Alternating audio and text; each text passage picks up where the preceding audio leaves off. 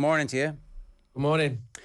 It's really hard to know where to start because there are so many. It's kind of whack-a-mole at Man United at the moment. As you think a little bit of progress is happening, there's definitely steps backwards. Alan Shearer in The Athletic is saying the club is badly run, and this is them essentially reaping the whirlwind of that.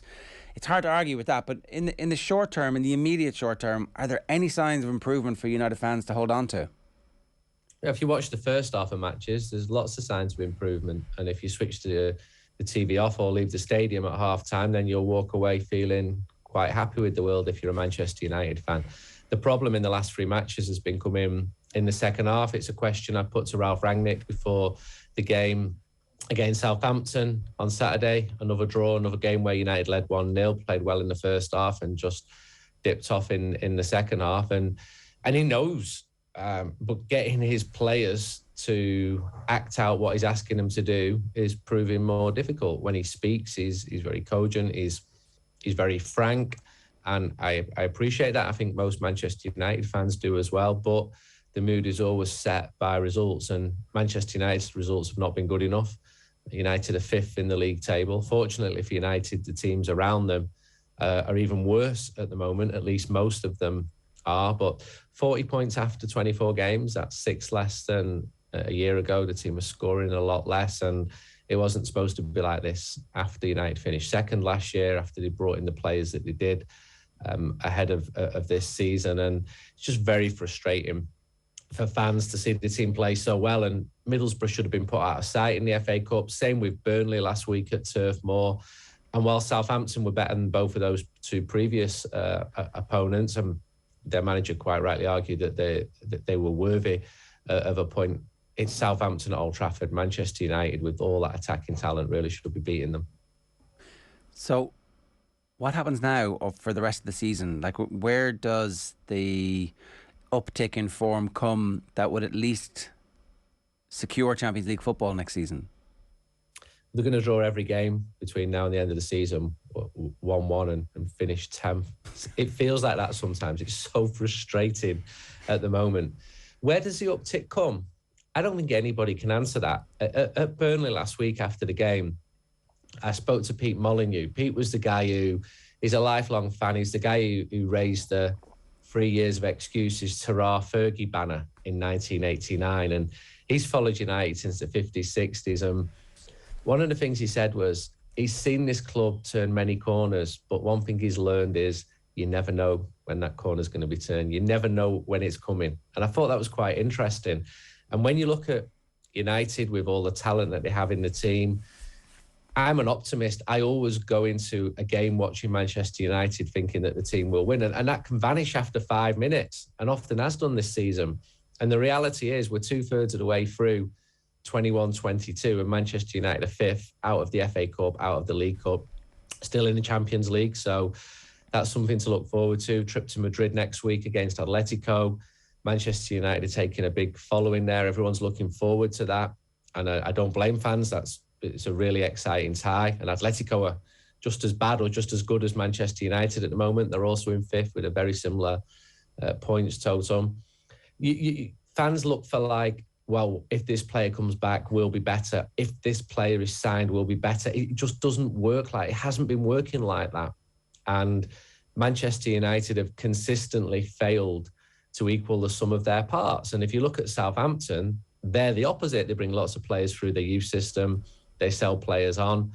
They've got a more identifiable style of football, and they drew both games against United this season. United really need to be finishing in the top four, but as Ralph Rangnick said, that's looking difficult at the moment. I still think United will finish fourth. I'm not going to be celebrating that. That shouldn't be a marker of success for a club like Manchester United, but that's where we are at the moment. And what does fourth mean? It means Champions League next season. But United are not going to win that because, well, unless you have a freak run, which you can get in cup competitions, and maybe it's that hope that kills.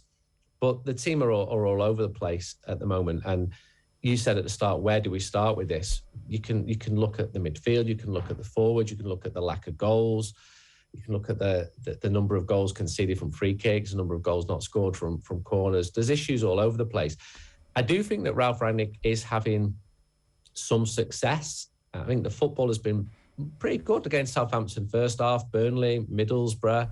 But if the team are not winning at the end of it, and against pretty moderate opponents as well, this isn't against Liverpool or City or Chelsea, and they've all got to come. And we know what happened in the autumn. That saw to the end of Ole Gunnar Solskjaer when those teams beat Manchester United pretty convincingly.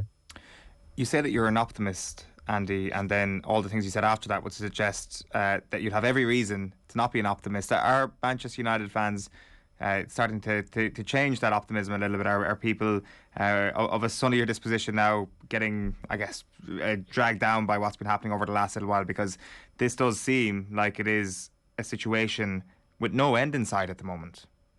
Yeah, it seemed like that for years. What is a Manchester United fan? I'm sure people listening or watching this will have a whole variety of opinions. There'll be pessimists, there'll be optimists, there'll be people blaming this player, that player, the manager, the owners, whoever. And everyone's entitled to that opinion. I still think that there are very good players there. And when Edinson Cavani starts a game, I'm happier than when he doesn't. I thought that first half against Burnley without Ronaldo. In fact, both first halves against Burnley, because he only played them at Old Trafford in December, was really encouraging. Well, this is Burnley. Burnley have won one game in the league so far this season. This was supposed to be a season where Manchester United went toe-to-toe with the best, put a proper title challenge in. So it is all so deflating. And if I've sounded a little bit pessimistic, maybe that's because my sister and her husband and their kids have stayed with us. He's a Manchester City fan, a proper one, who's gone for years. Their kids are Manchester City season ticket holders. I'm still disgusted that my sister allowed this situation to happen. But it did happen. And then we had a situation at the weekend where he's telling me how good City are as they beat Norwich. I'm obviously annoyed because Manchester United have not beaten Southampton. And then just for good measure, Manchester City's ladies team win the Manchester female women's derby as well. So my sister just looked at me on Saturday night and said, well, at least you've got your health. And I'll cheers for that. That's some consolation. But this is the life of a football fan. You invest a lot into your team emotionally, and you're high when your team are winning and playing well, and less so when that's not happening. And I think on balance, Manchester United fans have had years and years of success, although there's now a generation of very young fans who can't really recall them winning the league. Like, on a serious note, do you think that will begin to have an impact on how Manchester United manage the club? Because it did seem that for a while there, it was tantamount for them to be able to reach that generation, regardless of being able to show them pictures of Paul Pogba holding a Premier League trophy. It was just the sheer size of Manchester United, the reach all around the world that the profile of the club had. At what point do you think that their lack of success will begin to have a commercial drawback for everybody involved in the club? I think it's really interesting because you can argue very strongly that when teams are successful, they undoubtedly pick up glory hunters. Manchester United picked up millions of glory hunters or younger fans. So I think when fans are age, 6, 7, 8, 9, 10, they would go for the most attractive team, or some of them would. And there are many exceptions to this, because if you're in Burnley, it's full of Burnley fans, and I think that is great. And yet, when Manchester United were winning nothing, was still the best supported team season after season. And when Liverpool were winning nothing, I remember Liverpool playing a pre-season friendly in Melbourne in 2014, I think it was. They just finished 7th. 95,000 people are there. Liverpool are massive. And of course, Liverpool have got a good team and a good manager now. So I don't think it just wears off quickly. And I think that if you look at the engagement of a story involving Manchester United against one with Manchester City, it's like 8, 9, 10 times as big. And maybe you'll know that from at your end on the coverage that both teams get in the Republic of Ireland. But City clearly commercially are becoming more successful the bigger they are. The demographic of football fans is also changing. It's becoming very, very globalised.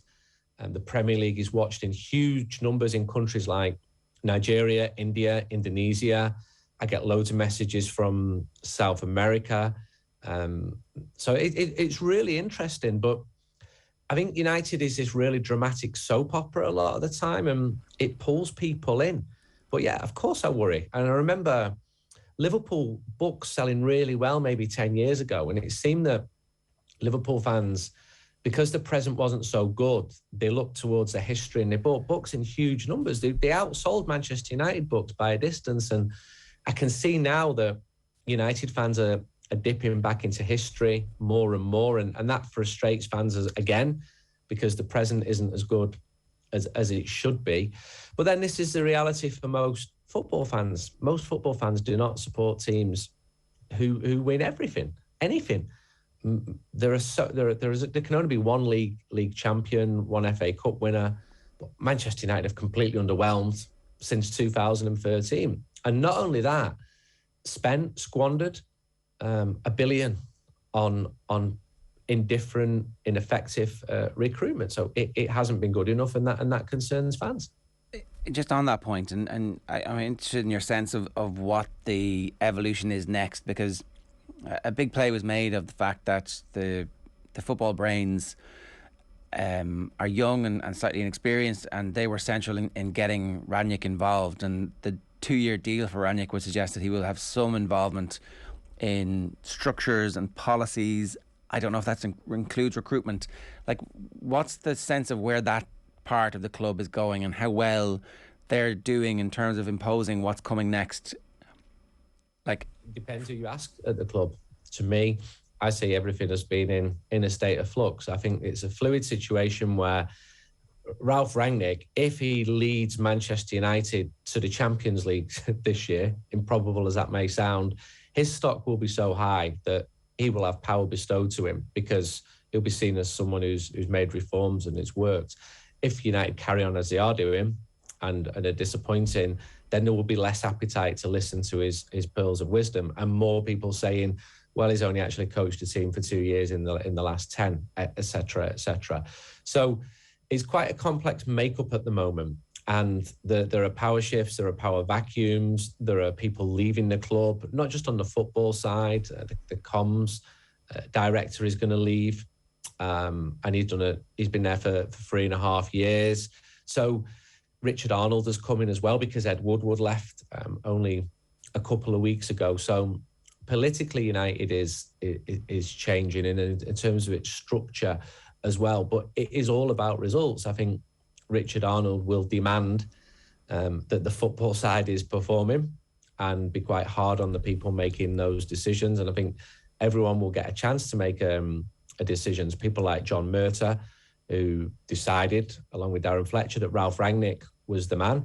And if he does well as the man, then more power to his elbow. And if he doesn't, then less power to his elbow. So when the team is successful, there's many people looking to take a share of that credit. And the opposite is also true. And that affects the mood with everything.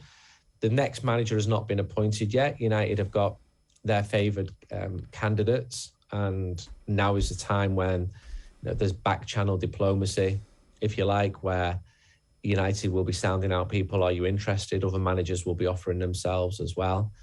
And Ralph Rangnick's view will be taken into account. But I think for him at the moment, his priority is to get United into a top 4. Who's signing players? Because obviously you don't sign a player in the summer without having made the plans now, put the money in place, decided how much you're going to spend, done all the scouting and how they're going to fit into the system of whatever your manager actually wants. So who's making those decisions? Well, who's the manager? Who's going to be? It's tricky, isn't it? Because United have got the targets for next season. But what if a new manager comes in and says, well, they're actually not my targets? So who is signing them? Well, you've got the football structure, and you've got people like John Murtagh and Darren Fletcher. And there's I would use the word committee, but there's a lot of football brains there. And in the past, they have voted on whether a player should come in or not come in. The manager would have the final say on that. But the manager can't possibly be watching a fullback at wherever, or a midfielder or an attacker wherever every single week. So Ole Gunnar Solskjaer had his own personal scout, for example, but he's obviously left the club. So I said it was in a state of flux, and that much remains true. United have got their targets, but who decided them targets? I think Ole Gunnar Solskjaer would have been part of that. And then you have the market where I'm still baffled as to who signed Donny van de Beek, because I feel that he was offered to the club at a time at a good price and at a time when United fans were demanding players.